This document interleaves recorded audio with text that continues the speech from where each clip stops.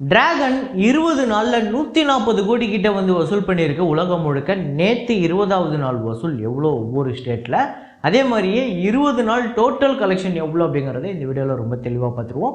அப்புறம் கிங்ஸ்டன் படத்தோட வசூல், சப்தம் படத்தோட வசூல், மர்மர் அப்படிங்கிற ஒரு horror film first opening weekend வேறு லெவலில் வேர்ட் ஆஃப் மவுத்தில் பயங்கர பிக்கப் ஆச்சு. அதுக்கப்புறம் அது வந்து இல்லை, இன்ஸ்டாகிராம் இன்ஃப்ளூயன்சர்ஸ்லாம் ஒரு ஃபேக்காக ஒரு ரிவ்யூ கொடுக்குறாங்கன்னு சொன்னதுக்கப்புறம் இந்த படம் ஏதாவது பாக்ஸ் ஆஃபீஸில் நம்பரில் சேஞ்ச் ஆகிருக்கா இல்லையா அப்படிங்கிறத நம்ம பார்ப்போம். அப்புறம் இன்னும் சில படங்களோட வசூலை பார்க்க போகிறோம். இது இல்லாமல் இன்னொரு முக்கியமான படம், அது என்ன படம் அப்படிங்கிறத வீடியோட கடைசியில் பார்த்துக்கோங்க. ஒரு ஹிண்ட் மட்டும் கொடுக்குறேன். ஒரு தமிழ் நடிகர் நேரடி தெலுங்கு திரைப்படத்தில் நடிக்கிறாரு. அந்த படம் தெலுங்கில் ஒரு பெரிய ஹிட்டு, கிட்டத்தட்ட சில்வர் ஜூப்ளி பெரிய வசூல், அந்த வருஷத்தோட முக்கியமான பெரிய பாக்ஸ் ஆஃபீஸில் அந்த படம் இருக்குது தெலுங்குலேயே. அந்த படம் லேட்டராக அதே வருஷத்தில் தமிழில் டப்பாகி வருது. அதுலேயுமே அந்த படம் சில்வர் ஜூப்ளி. அது என்ன படம் அப்படிங்கிறத கெஸ் பண்ணுங்க. அந்த படத்தை பற்றியும் பேச போகிறோம், அந்த படத்தோட வசூலை பற்றியும் பேச போகிறோம். ஸோ வாங்க வீடியோக்குள்ளே போகலாம்.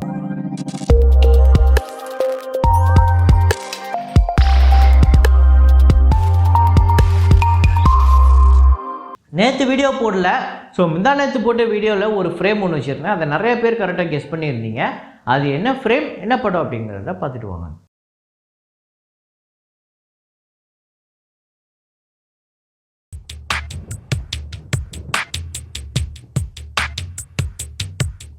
ஆமாங்க, அமர்கலம் தான். அதில் மேகங்கள் என்னை தொட்டு போனதுண்டு அப்படிங்கிற ஒரு பாட்டு சூப்பராக இருக்கும். அந்த பாட்டில் வரக்கூடிய ஒரு ஃப்ரேம் தான். அதை கரெக்டாக கெஸ் பண்ண முதல் 5 பேர் ஹரிஹரன் பி, சரண் பெனிஷியா, ராஜ்குமார், பரத்குமார், முரளி சிட் அப்படிங்கிற இந்த 5 பேர் தான் முதல்ல கரெக்டாக கெஸ் பண்ணியிருக்காங்க. இன்றைக்கி ஒரு ஃப்ரேம் ஒன்று வச்சுருக்கேன். அது என்ன ஃப்ரேம், என்ன படம் அப்படிங்கிறத கெஸ் பண்ணுங்கள்.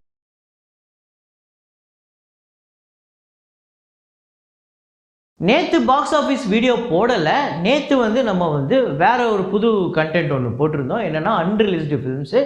அதோட பார்ட் 2 கூட நம்ம வரப்போகிற நாட்களில் போடுவோம். இது இல்லாமல் பாக்ஸ் ஆஃபீஸ் வீடியோ இல்லாமல் வேறு நிறைய வீடியோக்கள் நம்ம ப்ளூ தக்காளி சேனலில் வரப்போகுது. அதுக்குமே உங்களோட சப்போர்ட் வேணும். இதில் சில பேர் நீ வெறும் பாக்ஸ் ஆஃபீஸ் நம்பர் மட்டும் சொல்லிட்டு போக வேண்டியதானே, இதெல்லாம் யார் ஓட்ட கேட்டான்னு நம்மளை ரொம்ப கேவலப்படுத்துகிற மாதிரி சில கமெண்ட்ஸ் வந்தாலுமே, உங்களில் நிறைய பேர் நான் புதுசாக போட்ட கண்டென்ட்டுக்கு பயங்கரமாக வரவேற்பு கொடுத்தீங்க. அதுக்கு முதல்ல மிகப்பெரிய நன்றி. ஸோ அடுத்து வேறு என்னென்ன கண்டென்ட் போடலாம் அப்படிங்கிற ஒரு சஜஷன், ஒரு ஐடியா ஏதாவது நீங்கள் கமெண்ட்டில் போட்டிங்கன்னா இன்னும் யூஸ்ஃபுல்லாக இருக்கும். அதையும் தொடர்ந்து எந்த அளவுக்கு பெட்டராக சூப்பராக பண்ண முடியுமோ அவ்வளோ சூப்பராக நம்ம பண்ணுவோம். இப்போ வசூல்களை போயிடலாம். சாவா திரைப்படத்தோட டேட் 27. இந்தியாவில் 4,56,00,000, வேர்ல்டு வைடு 4,85,00,000. ஸோ டோட்டலாக இந்தியாவில் 632,97,00,000, வேர்ல்டு வைடு 718,59,00,000 இந்த படம் வந்து வசூல் பண்ணியிருக்கு. 27 நாளில் சரியான கலெக்ஷன் எடுத்திருக்கு. அப்புறம் கிரேசி அப்படிங்கிற ஒரு இந்தி திரைப்படம் டே 30 இந்தியாவில் 33,00,000, வேர்ல்டு வைடு 34,00,000. ஸோ டோட்டலாக 12,21,00,000 இந்தியாவிலையும், வேர்ல்டு வைடு 13 கோடி வந்து வசூல் பண்ணியிருக்கு. இந்த படமே ஒரு தோல்வி படமாக தான் அமையுது. இதுவரையும் கிட்டத்தட்ட ஒரு 7 கோடி 7.25 கோடி கிட்டே இந்த படத்துக்கு ஷேர் வந்திருக்கு. ஆனால் அது பத்தாது. அப்புறம் ஆஃபீஸர் ஆன் டியூட்டி இந்த படத்தோட டேட் 21 கேரளாவில் 39,00,000, வேர்ல்டு வைடு 52,00,000. ஸோ டோட்டலாக 30 கோடி வந்து கேரளாவில் கடந்திருக்கு. வேர்ல்டு வைடு கிட்டத்தட்ட 50 கோடி கிட்ட வந்திருக்கு. 49 கோடி 74,00,000 இந்த படமே ஒரு பெரிய வெற்றி. அப்புறம் சப்தம் அப்படிங்கிற படம் டேட் 13 தமிழ்நாட்டில் வந்து 8,00,000, ஆந்திரா தெலுங்கானாவில் 9,00,000, வேர்ல்டு வைடு 22,00,000. இந்த படத்துக்குமே வசூல் கம்மியாயிடுச்சு. ஸோ டோட்டலாக தமிழ்நாட்டில் 3 கோடி 56,00,000, ஆந்திரா தெலுங்கானாவில் 4 கோடி 3,00,000, வேர்ல்டு வைடு 9 கோடி 20,00,000 இந்த படம் வந்து வசூல் பண்ணியிருக்கு. கிட்டத்தட்ட 100% இந்த படம் ரெக்கவர் ஆகிடுச்சு. ஆனாலும் இந்த படம் தமிழ்நாட்டில் இன்னும் எடுக்க வேண்டியது இருக்குது. அதை வரப்போகிற நாட்களில் நம்ம பேசுவோம். மர்மர் அப்படிங்கிற படத்தோட டே 6 தமிழ்நாட்டில் 48,00,000, வேர்ல்டு வைடு 50,00,000. ஸோ டோட்டலாக 4 கோடி 22,00,000 தமிழ்நாட்டிலே, வேர்ல்டு வைடு 4 கோடி 47,00,000 இந்த படம் வந்து வசூல் பண்ணியிருக்கு. இந்த வருஷத்தோட பிக்கஸ்ட் ஸ்கேம் அப்படின்னு சொல்லிட்டு இந்த படத்துக்கு பெரிய எதிர்ப்பு போய்கிட்டு இருக்கு. ஏன்னா படம் வந்து அந்த 2-3 நாளில் பயங்கரமாக இருக்குன்னு ஒரு பக்கம் புகழ்ந்து தள்ளினாங்க.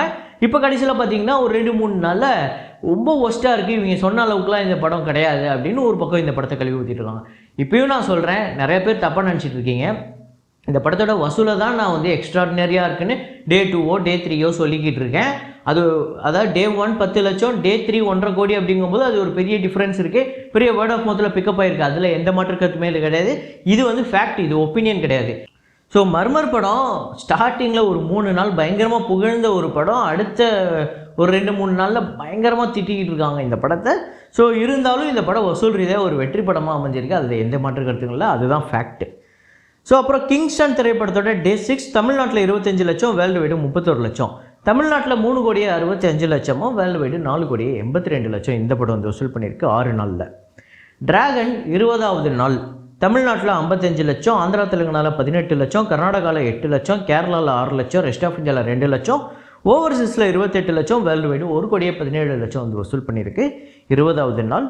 டோட்டலாக தமிழ்நாட்டில் 72 கோடியே 56 லட்சமும், ஆந்திரா தெலுங்கானாவில் 19 கோடியே 73 லட்சம், கர்நாடகாவில் 10 கோடியே 38 லட்சம், கேரளாவில் 3 கோடியே 17 லட்சம், ரெஸ்ட் ஆஃப் இந்தியாவில் 1 கோடியே 33 லட்சம், ஓவர்சீஸில் 32 கோடியே 11 லட்சம், வேர்ல்டு வைடு 139 கோடி 28 லட்சம் இந்த படம் வந்து வசூல் பண்ணியிருக்கு. கிட்டத்தட்ட 40 கோடி கிட்ட இந்த படம் வந்து வசூல் பண்ணியிருக்குங்க.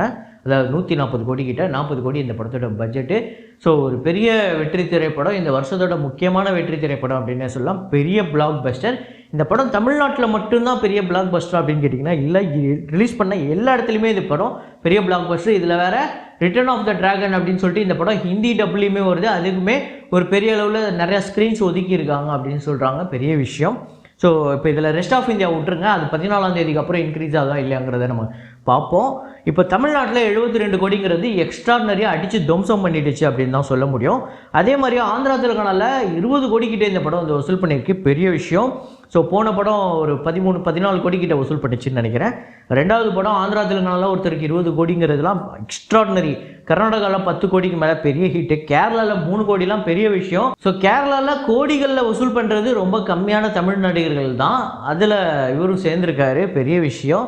அதே மாதிரியே ஓவர்சீஸில் 32 கோடிக்கு மேலே இந்த படம் வந்து வசூல் பண்ணியிருக்கு. இதெல்லாம் டயர் 1, டயர் 2லேயுமே சில ஆக்டர்ஸ்க்கு மட்டும்தான் அதெல்லாம் சாத்தியம். ஸோ ரெண்டாவது படத்துலேயே பண்ணியிருக்காரு. 140 கோடி கிட்ட உலகம் முழுக்க வந்து வசூல் பண்ணியிருக்கு. ஸோ உண்மையிலே பெரிய விஷயம்.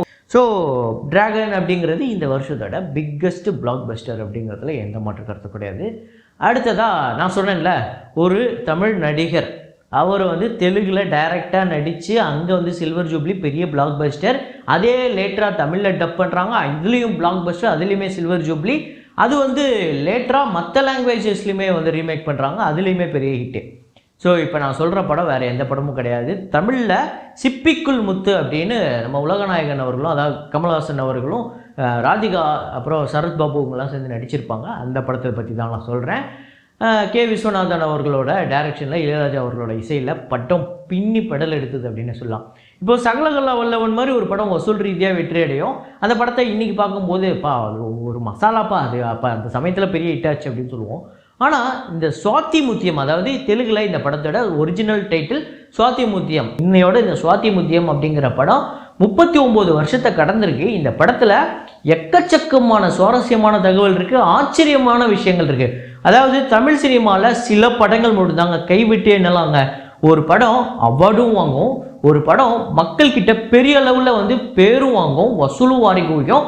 அதே நேரத்தில் இந்த படத்தை புகழ்ந்து தள்ளியிருப்பாங்க ரிவ்யூவர்ஸ்லாம். அந்த படத்துக்கு விமர்சனம்லாம் அப்படி வந்திருக்கும். அன்றைக்கி இருந்த பத்திரிகை எல்லாருமே பயங்கரமாக பாராட்டி தள்ளின ஒரு படம் அப்படின்னு சொல்லலாம். அதுவும் இல்லாமல் அந்த படத்தில் அன்னைக்கு சமுதாயத்தில் இருக்கக்கூடிய ஒரு மிகப்பெரிய விஷயத்தை எடுத்து பேசக்கூடிய ஒரு படமாக இருக்கும். ஆமாங்க, இந்த படத்தில் கே விஸ்வநாதன் அவர்கள் முக்கியமாக ஒரு விஷயத்தை எடுத்து பேசினது என்னென்னா, விதவை மறுமணம் அப்படிங்கிற முக்கியமான ஒரு விஷயம் இந்த படத்தில் இருக்கும். அப்புறம் கமல் சார் இந்த படத்தில் என்ன ஸ்பெஷல் அப்படின்னா, இன்ன வரையும் எப்படி நம்ம வந்து அபூர்வ சகோதரர்கள்லாம் ஒரு குள்ளமாக நடித்தார் அப்படிங்கிறது ஒரு பெரிய ஆச்சரியமாக பேசுகிறோம். அந்த மாதிரி இந்த படத்தில் ஒரு மிகப்பெரிய ஆச்சரியமான விஷயம், அது இன்ன வரையுமே யாராலையுமே சாத்தியமே இல்லை அப்படின்னு சொல்லக்கூடிய அளவுக்கு ஒன்று இந்த படத்தில் பண்ணியிருக்காரு.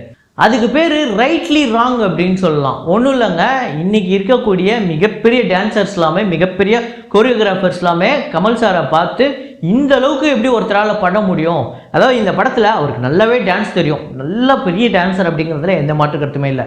ஏன்னா சகலகலா வல்லவன்லேருந்து அந்த எக்கச்சக்கமான படங்களில் வேறு லெவல் டான்ஸ் பண்ணியிருக்காரு. ஆனால் இந்த படத்தில் அவருக்கு டான்ஸ் தெரிஞ்சும் தெரியாத மாதிரி ஆடணும். இதை யாருக்குமே சாத்தியமே இல்லைங்கிறாங்க பெரிய பெரிய டான்சர்ஸ்லாம். ரீசெண்டாக ஒரு இன்டர்வியூவில் சாண்டி மாஸ்டர், நான் எப்படிப்பட்ட டான்ஸை கூட ஆடிடுவேன், ஆனால் இந்த சிப்பிக்குள் முத்தில் கமல் சார் ஆட தெரியாத ஆடின அந்த டான்ஸை மட்டும் என்னால் ஆடவே முடியாது அப்படிங்கிற மாதிரி சொல்கிறாரு. ஸோ அப்படிப்பட்ட ஒரு சின்ன விஷயத்துக்காக அவ்வளோ மெனக்கெட்டுருக்காங்க இந்த படத்துக்கு. அதுக்காக அவ்வளோ கஷ்டப்பட்டு ரீடேக்கு போயிருக்காங்க, அவ்வளோ கஷ்டம் மெனக்கெட்டுருக்காங்க அந்த ஒரு சீனுக்காக. இது மட்டும் இல்லாமல் இந்த படம் 2 லாங்குவேஜ்லையுமே வந்து நான் சொன்ன மாதிரி சில்வர் ஜூப்ளி. இந்த படத்தை அதுக்கப்புறம் ஹிந்திலையும் கன்னடாலையும் இந்த படத்தை அதுக்கப்புறம் ஹிந்திலையும் கன்னடாலையுமே ரீமேக் பண்ணாங்க. ஹிந்தியில் கூட அனில் கபூர் அவர்கள் நடிச்சிருந்தார். ஈஸ்வர் நினைக்கிறேன் அந்த படத்தோட டைட்டில். அப்புறம் இந்த படத்துக்கு வந்து தெலுங்கு ஃபீச்சர் ஃபிலிம் அந்த வருஷத்தோட பெஸ்ட் ஃபிலிம் அப்படின்னு நேஷனல் அவார்டும் கிடச்சிது. அதுவும் இல்லாமல் பெஸ்ட் ஆக்டர், பெஸ்ட் டைரக்டர் அப்படின்னு சொல்லிட்டு 2 பேருக்குமே நந்தி அவார்ட்ஸ் கொடுத்துருந்தாங்க. கமல் சாருக்கும் நம்ம கே விஸ்வநாதன் அவர்களுக்கும் 2 பேருக்குமே அப்படிப்பட்ட அவார்டு கிடச்சிது.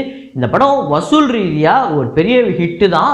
இந்த படத்தோட பட்ஜெட் அப்ராக்சிமேட்டாக 45 லட்சம். இப்போ நம்ம சொல்கிற கலெக்ஷன் ஒரு எஸ்டிமேட்டட் ரிப்போர்ட் தான். அதாவது 3.5 கோடியிலேருந்து 4 கோடி வரையும் இந்த படத்துக்கு கலெக்ஷன், 2 கோடி கிட்ட இந்த படத்துக்கு ஷேர் வந்திருக்கு. சரியான பிளாக் பஸ்டர். அதுவும் இல்லாமல் 86ல் இந்த படம் பார்த்தீங்க அப்படின்னா அந்த வருஷம் வந்து கிருஷ்ணா அவர்கள் நடித்த ஒரு படம், அதுதான் அந்த வருஷத்தோட ஹையஸ்ட் கிராசராக இருந்திருக்கு.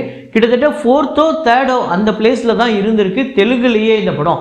ஒரு தமிழ் நடிகர் தெலுங்கில் டைரக்டாக நடித்து அதில் சில்வர் ஜூப்ளி, அதை வந்து தமிழில் ரீமேக் பண்ணி அதில் சில்வர் ஜூப்ளி, அதை வேறு லாங்குவேஜில் ரீமேக் பண்ணி அங்கேயுமே ஹிட்டு அப்படின்னா உண்மையிலே பெரிய விஷயம். இந்த படம் சகலகல வல்லவன் ஹிட் ஆனது, அது வந்து இண்டஸ்ட்ரி ஹிட் ஆனதெல்லாம் அதெல்லாம் விட இதுதான் பெரிய விஷயம்னு நான் நினைக்கிறேன்.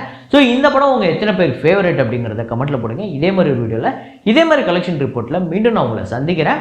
Signing off Rahman.